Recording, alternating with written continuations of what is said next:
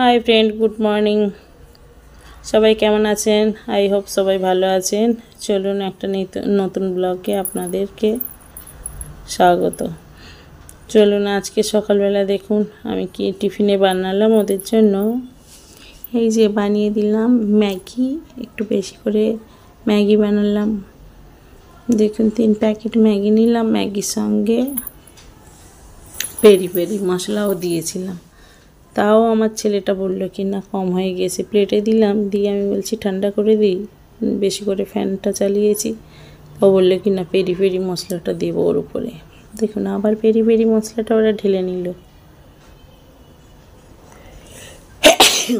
Sorry, আর peri peri মশলাটা ঢেলে নিল। এই যে দেখুন, আপনারা কি এইভাবে খান নাকি? পেরি পেরি মশলা লাগিয়ে আমরা তো কোনো দিন খাইনি, শুধু ম্যাগি মশলা দিয়েই খেয়েছি। চলুন, ভালো লাগলে ভিডিওটা লাইক কমেন্ট শেয়ার করে দেবেন। Bye bye.